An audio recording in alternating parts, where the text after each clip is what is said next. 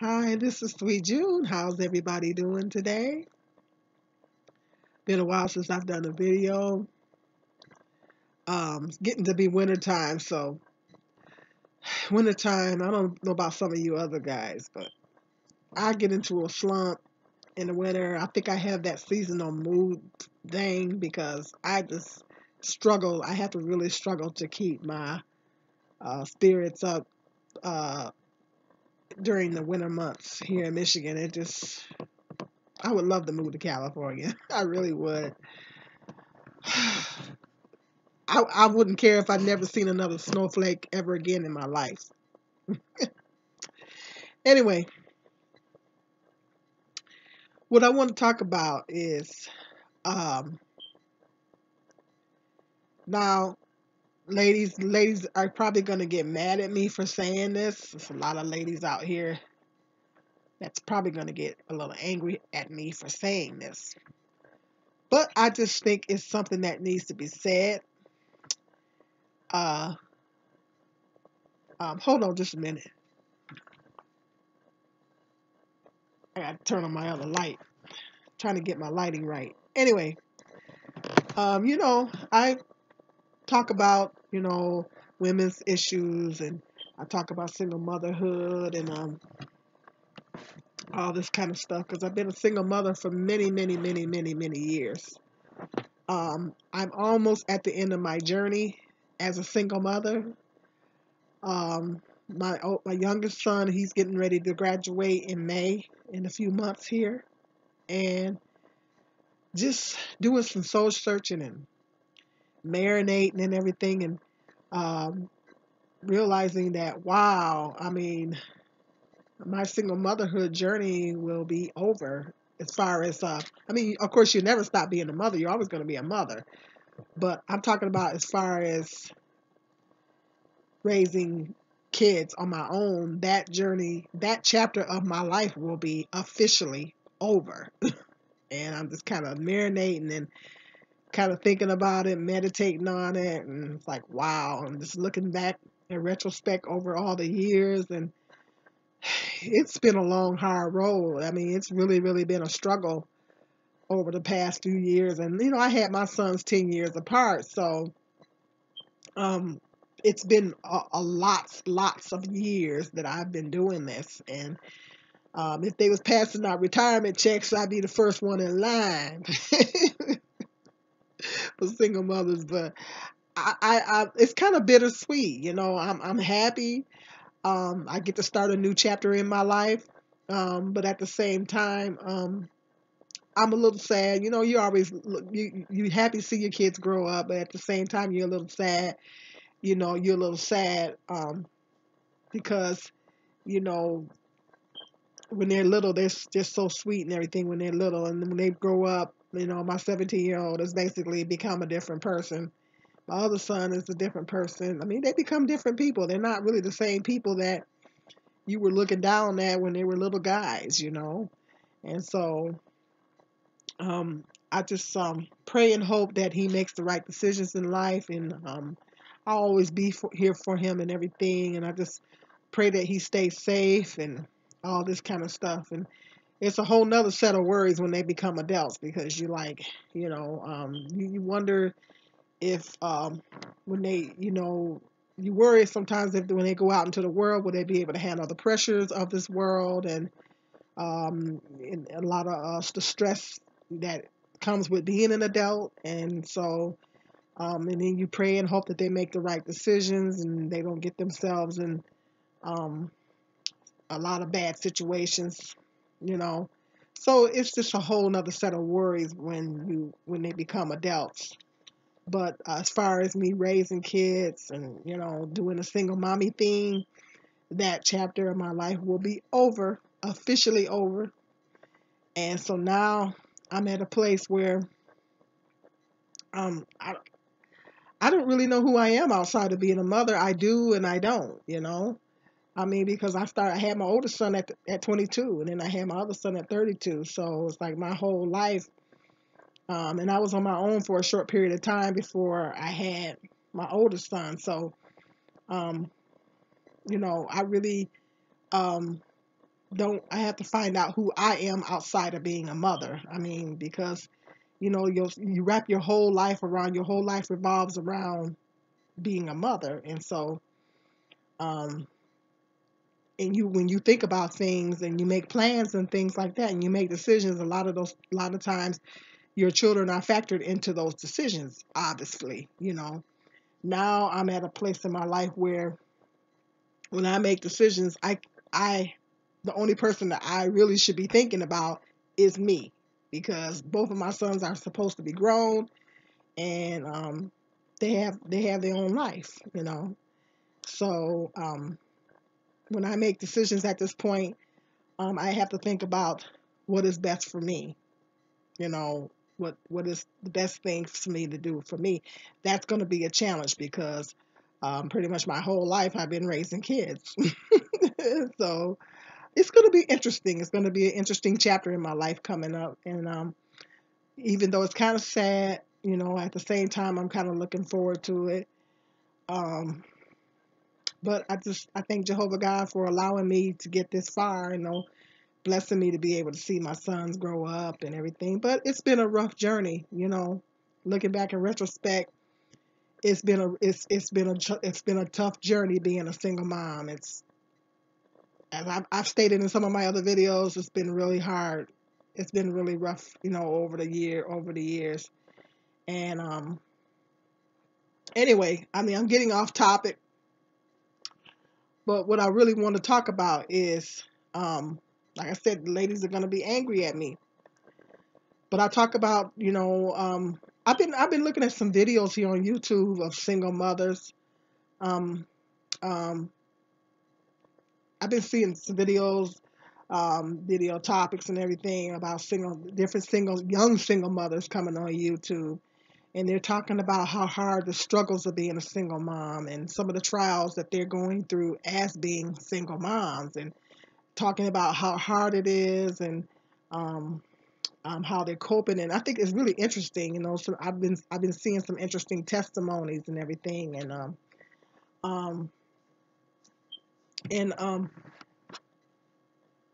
and a lot of times, and I'm seeing a lot of things. I'm starting to see things in the news of single moms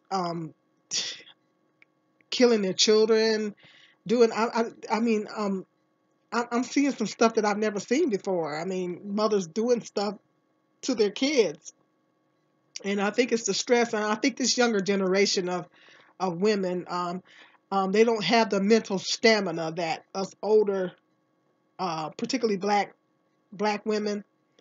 But I think even this younger generation of women in general don't have the mental stamina that us older women have. We were raising kids, and it takes a lots of strength. You got to be a very, very strong person to be a single mom, and the only way you can really get that strength is through Jehovah God. Jehovah God is the only one that can give you that strength. You cannot depend on the world. You can't draw strength from the world, because it's so many negative forces in the world. There's so many negative things and negative forces that you're dealing with in the world. You ain't gonna be able to draw no strength from the world. The only one that you can truly look to give you strength as a single mom in any walk of life is Jehovah God. He is the only one that can truly give you the strength to endure as a single mom, because it's a hard life. It is particularly a hard life for black females. And I'm going to tell you why. First of all, because we are black, we are double minorities. We're black and we're female. And so we have to not only endure sexism, and nowadays we're getting it from our own men, but we have to endure sexism, but we also have to deal with racism. Um, I don't know, but you guys have most of my racism I had to deal with in the workplace. And on top of that, we got to put up with not making as much money. We got to put up with not making a whole lot of money. Even when we do go to college and we get our degree and we go work in the field that we went to school in, we're still not going to be making as much money as our white female counterparts. I mean, that's just the reality of it. And so we have things working, have a lot of things working against us. You got single black moms that are raising children in very precarious environments, um, in inner cities, in various different cities all over the country. And that's a whole nother set of problems there. It's just a lot of elements in the black community within itself that a young black mother has to deal with on top of raising her kids. So it's a lot of things. We're up against a lot as black females, out here being single moms and trying to do things on our own. And like I said, you can't draw strength from the world. The only way person you can draw it from is Jehovah God. Um, so I mean, it's a hard life, and so basically, what I know I'm beating around the bush. I would not recommend, with all that being said, I would not recommend a woman having children unless she is married, particularly your black females. I wouldn't recommend. Um, I think that if you're single, you find yourself single. And I know that um, when women, I can't relate to really really wanting to have a child and not being able to have a child, or really really wanting to have a child but not having a husband. I really can't relate to that because my kids just sort of happen.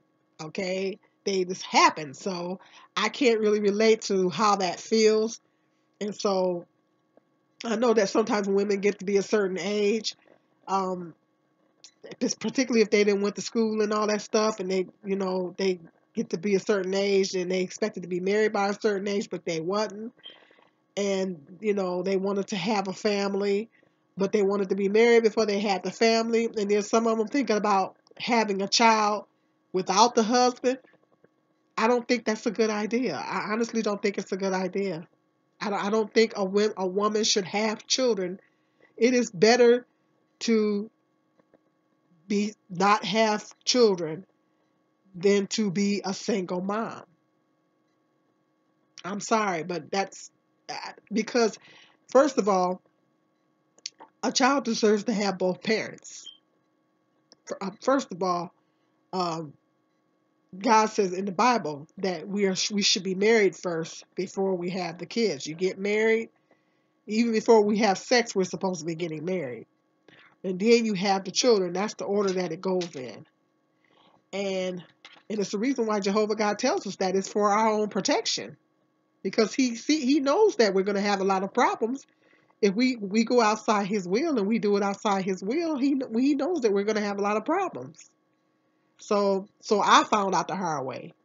And so even if a woman is financially stable, it's not raising kids is not all about money. That child that child needs a father. Every child needs two parents in the home, a mother and a father. And when you're raising a child without a father, something is going to be lacking. I don't care how much money you make, how good of a home you provide for that child. 9 times out of 10, something is going to be lacking. It's going to be a lot of things that's going to be lacking because they don't have the other parent there. And that is a lot of burden on you. That's a lot of stress on you. Even if you do got, I know I struggled financially the whole time I raised my kids. So I had to deal with that on top of all the other struggles of being a single mom. But even if you're financially stable, um,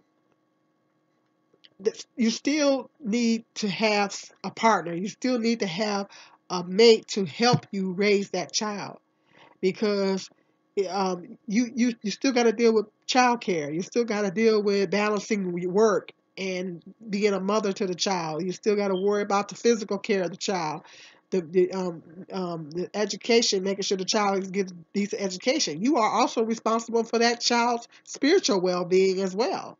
That's scriptural. And so you, as a parent, you're responsible for so many things. And I just don't think it's a good idea for women to have. I know some women get to be a certain age and say, okay, well, I expected to be married by now, but I'm not. And they say that their time clock is ticking, and they say, well, I'm gonna go ahead and try to do it on my own and have a child on my own. I don't think it's a good idea, unless, however, unless you are going to adopt, because there's a lot of children that is in young babies and young children that are in the foster care system that it's better for them. Obviously, it would be better for them to be in a single parent home than for them to be bounced from one foster home to the next, because that's going to provide more stability than them being in foster homes. So, I mean, that's a different situation. If you're going to adopt, then that's a different situation. You're taking a child out of a bad situation, which is bouncing from one foster home to the next, and you're bringing that child into a stable environment. So that's a different situation. But if you just go out there and you say, I'm going to go to a sperm bank, or I'm going to get in vitro or whatever, and I'm going to do this thing on my own, I'm just going to hook up with some guy and get pregnant and do this thing on my own, I just don't think that's a good idea. I think that um, it's better for a woman to not have children than to be a single mother, because it's a hard life. It is a hard life. It's not only it's hard, it's not just hard on the child, it is hard on you as a mother. Do you know that statistically children do not do children that are raised in a two parent home do better educationally, they get better grades, they do better in school than children that are raised in single parents. Now, of course, there's exceptions. I know people can come in here, that's it. Yeah, of course, there's exceptions. There's exceptions to everything. But statistically, there are more children that are raised with two parent in a two parent home that they score better on tests. They do better. They do well and better in school, because something is lacking. Something is lacking in that single parent home. You could be the best parent in the world. I considered myself a pretty good mom, but it was a lot of things that was lacking because I was doing everything on my own. So, I mean, I just don't think it's a good idea. I mean, it's emotionally, it's hard on you. It's going to be emotionally hard on the child, whether you realize that or not. Children need to be raised in a two-parent home. There's just no getting around it. Well, I don't like to let these videos go too long. I'm going to do a part two to this. I'm going to give you some more reasons why I think that it's better for women to not have children at all than to be a single mom. Stay tuned. I'm going to do a part two. This is Sweet June.